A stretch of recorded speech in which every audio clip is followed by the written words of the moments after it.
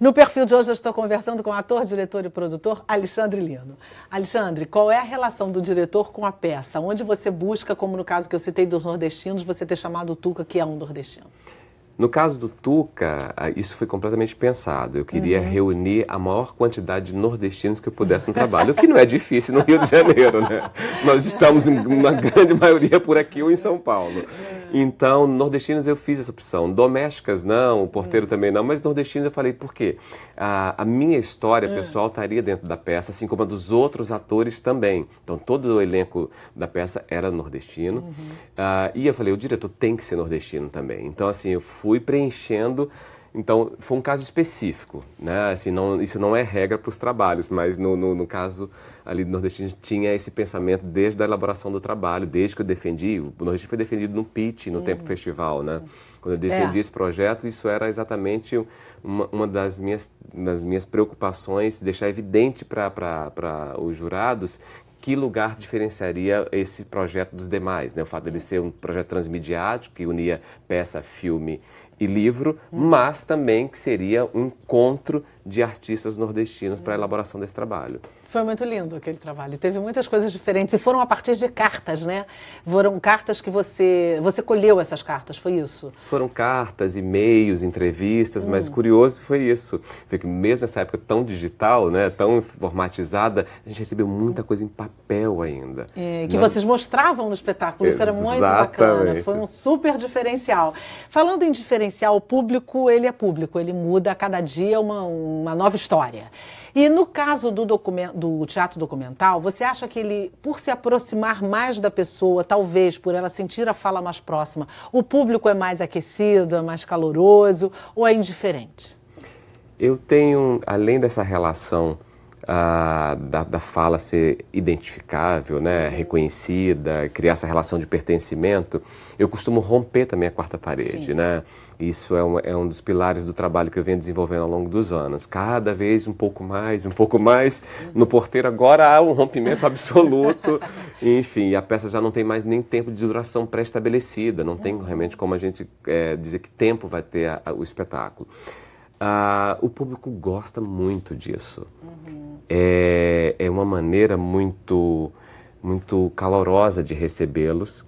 Né? A inclusão dentro de uma obra artística é uma maneira de inverter papéis. Ontem eu estava falando isso, quando eu apresentei, foi tão agradável tudo que aconteceu, foi tão forte, tão potente, que eu falei para eles, olha que coisa curiosa, né? Chegou um dado momento que vocês estavam atuando, brincando tanto de atuar, que eu acabei brincando tanto de virar plateia aqui com vocês. Eu estava rindo do que o público estava fazendo. Ou seja, eles estavam brincando de ser eles mesmos, de ser alguns personagens que eu estava nominando naquele instante, e eu teve um momento que eu parei e fiquei observando. Né? Eu escutava o que eles estavam dizendo e eu ria com aquilo. Eu falei, que coisa interessante, como a arte ela consegue ter um papel de atravessar as pessoas quando elas se permitem, né? E de fazer que, inclusive, um não ator possa brincar de fazer aquilo sem compromisso nenhum. Né? E naquele momento houve exatamente uma inversão de papéis. Por um instante eu viro público.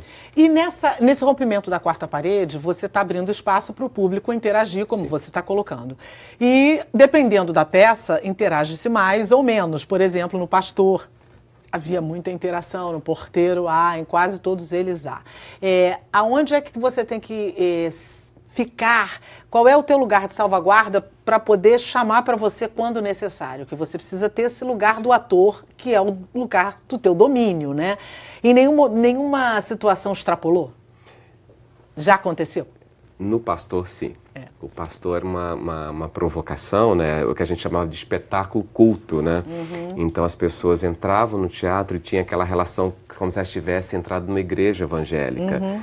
Então aconteceu algumas situações, no Pastor, por exemplo, de um casal estar na plateia e o marido achou que a mulher tinha levado ele para uma igreja evangélica porque estava querendo converter o marido.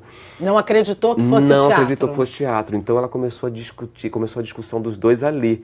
E ele começou a ficar um pouco irritado, um pouco inflamado com isso, né? Então ela tentou explicar para ele, e aí a plateia começou a falar um pouco também, então acabou a coisa seguindo. Então, mas o Pastor tem esse lugar, apesar de ser uma peça documental, e nesse campo a gente expõe né, o conteúdo e deixa com que o espectador vivencie aquela experiência e ele faça o seu julgamento. Né? Os meus trabalhos também têm essa preocupação. Eu não estou ali para fazer julgamento pelo outro. Pelo contrário, eu não posso subestimar a inteligência, a cultura e a vida de cada pessoa que está ali. Elas devem, elas podem, é o direito delas chegarem às suas conclusões. Então o documental, pelo menos dentro da minha ótica, dentro dos pilares que eu trabalho, a dramaturgia ela deve ser sempre expositiva. Mas o pastor tinha esse lugar. Estamos discutindo, falando sobre religião, né? Então é natural, né? É verdade. Já no Porteiro, não. Já no Porteiro isso é de uma forma mais bem-humorada, né? Isso transita com mais suavidade. Monólogo, há quem diga que não é teatro. Você já ouviu isso, né? Teatro precisa pelo menos de 2 atores, um joga, o outro recebe e tal. Quando é um monólogo, isso não é um teatro, isso é alguma outra coisa que não é teatro. Você desmente isso na prática. Aonde para você está o equívoco dessa informação? As pessoas estão acostumadas, né? Estão acostumadas com o cenário, estão acostumadas com o espetáculo, né? Com o espetaculoso. Então, quando você vai para o solo, você já criou ali a redução absoluta de elenco, né? Você tem uma pessoa só.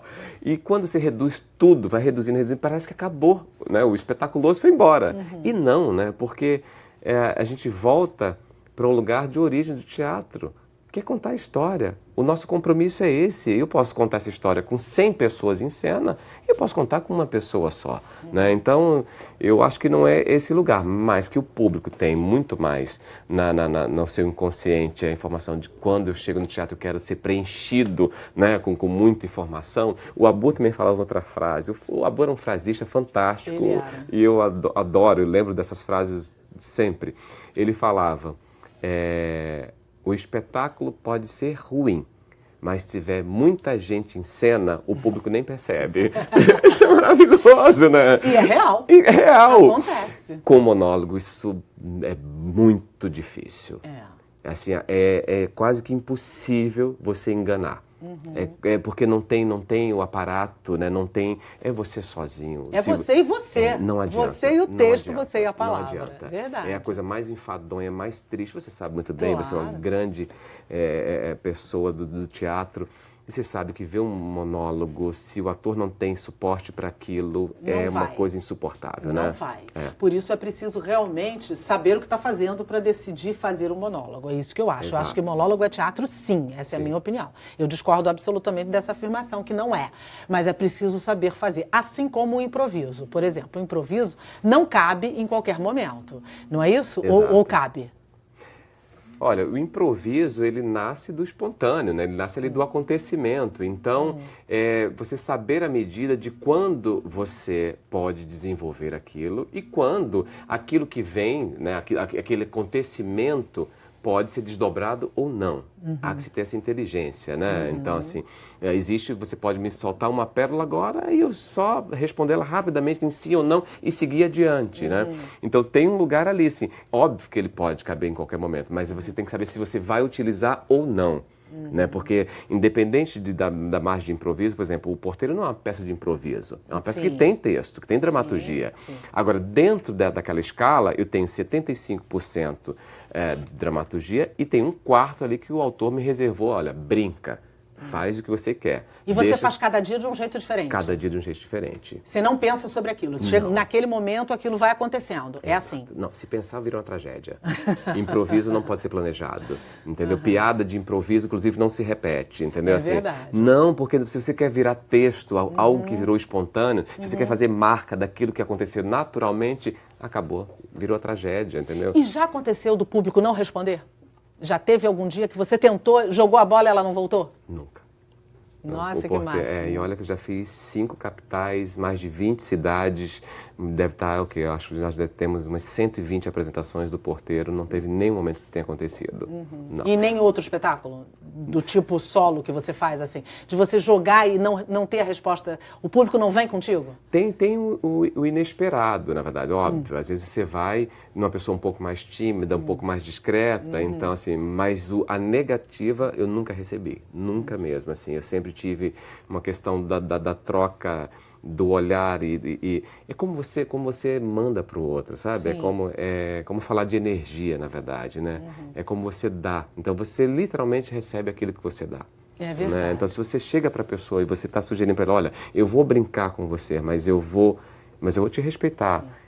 Se ela se sente segura nesse campo, você tem que deixar evidente, é no olhar, é na maneira como você aborda, né? Se isso vem suave, o que vai ser devolvido para você também vai vir assim. E aí eu devo muito isso às figuras que eu interpreto, né? Assim, não tem nada mais carismático, não tem nenhum grau de empatia maior, porque eu pelo menos não considero que nenhuma profissão tem um grau de empatia tão forte quanto o do porteiro, por exemplo. Verdade. Esses caras são extraordinários, né? E tem um dado curioso que você me contou. Se o profissional for porteiro, ele não paga o ingresso, é verdade isso? Exatamente. As peças, quando eu coloco dentro dessas temáticas, eu tenho como compromisso e devolução à gentileza. Imagina, eles me disponibilizaram as suas histórias, né? Suas histórias de vida, sem me cobrar absolutamente nada por isso. Ali, num bate-papo, mandando um e-mail, mandando, enfim, uma entrevista gravada ou uma carta. Então, a maneira que eu tenho de devolver para eles é isso. O teatro está aberto para os porteiros. Eles chegam lá, se apresentam, dizem que são porteiros, comprovam isso, eles não pagam nada para assistir o espetáculo. Isso é maravilhoso, é isso que eu chamo de gente realmente empreendedora e formador de plateia, porque a gente fala tanto em formar plateia e nós temos tão poucas ações que se cada ator, cada produtor fizesse um pouquinho, a gente melhoraria muito nesse aspecto, né? E são muitas as histórias que você colecionou nesses espetáculos todos. Que histórias mais curiosas, uma ou duas, que você podia citar pra gente? Não, são várias, né? São muitos espetáculos e muitas récitas, né? Mas vamos para uma mais recente, então. Essa semana, eu apresentando um porteiro, tinha uma senhora que tinha mais de 100 anos e estava na minha plateia, Dona Magnólia. E uma pessoa extraordinária, bem-humoradíssima, disposta, enfim, alegre.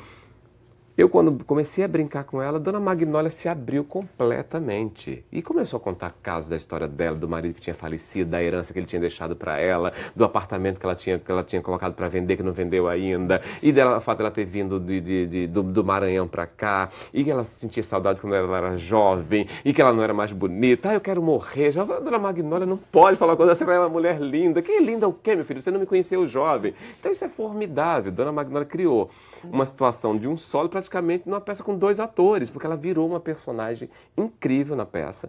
A minha peça acabou durando 2 horas nesse dia, porque ela não parava um momento. Às vezes eu parava e ia falar com outra pessoa e ela lembrava de alguma coisa. Eu queria lembrar uma coisinha também, viu? Que eu não falei isso ainda não, você não me deixou falar isso. E era sensacional, porque ela intuitivamente, ela acabou virando uma personagem naquela noite que ficou na cabeça de todas as pessoas. Ninguém que passou naquela sessão de sábado lá no Café Pequeno vai esquecer daquela figura. É impressionante, né? Tem pessoas do teatro falando, você devia contratar a Dona Magnólia para estar aqui todas as noites com você. E já aconteceu de você incorporar alguma história que você ouviu no espetáculo? Já, depois que as pessoas conversam, por exemplo, quando vão muitos porteiros assistir, quando eles conversam comigo no final, eles me contam muito das suas histórias, há um desabafo ali, né? Sim. Além daquelas histórias que eles reconhecem, como de amigos dele, então, e acabo sim, pegando algumas coisinhas, e aí acrescento um pouco ali, uma falinha a mais acolá, enfim, que meu autor não me escute, né? Todo ator, em geral, é o resultado de pessoas que admira, de que os inspira. Quem são essas pessoas para você? O Babu Janra, né? Sem dúvida nenhuma, né? O Babu Janra é uma grande inspiração de alguém que bebia teatro, né? Que vivia para o ofício dele. Não só a mim, quanto tantas gerações, né? Que foram ali, enfim, tem o Babu como um grande mestre, né? De muita gente. De muita gente. Ele gostava disso, né? O Babu gostava de muita gente. O Teatro Glória vivia repleto de jovens e adultos e velhos. E ele não tinha essa questão de idade, ele queria gente no palco, ele gostava, né? Ele gostava de gente que queria fazer arte, gente que queria fazer teatro. E ele era isso. Quantas vezes lá no Glória, nós estávamos lá ensaiando, por exemplo, ele deu algum subsídio para a gente, o Alan Castelo, que era o assistente dele, junto com o João Fonseca, criar a própria companhia dele, que foi a Resistência Companhia de Teatro que nós montamos. E ele ficava fascinado com aquilo, ele ficava emocionado com aquilo. Nós montamos Patativa do Assaré e nós vimos na estreia o Babu Janra chorando na plateia. Sabe, ele já tinha feito tanta coisa na vida dele, mas tanta coisa, que já não sabia nem quantos espetáculos tinha feito. E aquele senhor ali, a gente no palco olhando para o Abu, emocionado, vendo aqueles jovens atores em cena. E ele é referência para todos sempre. É verdade. Foi para muitos e muitos atores, inclusive consagradíssimos hoje. Rapidinho que o programa está acabando, uma pena, né? A gente queria conversar bem mais, não é? Mas você vai voltar aqui outras vezes para a gente conversar mais. Com prazer. Se falta alguma coisa no teatro brasileiro, o que seria? Incentivo, sem dúvida nenhuma, né? Incentivo das esferas federais, municipais e estaduais, e um diálogo maior com a educação. Né? Enfim, é tão importante que essas duas esferas dialoguem mais, que elas se aproximem mais, né? Que elas percebam que uma é a extensão da outra e vice-versa. Então, acho que quando a gente conseguir ampliar esses lugares, tanto do incentivo para esses profissionais, para tantos profissionais que vivem, sobrevivem desse trabalho, e criar essa ligação real e de amplitude com a educação, a gente vai ter um país mais interessante. Concordo absolutamente. O melhor de ser ator é o quê?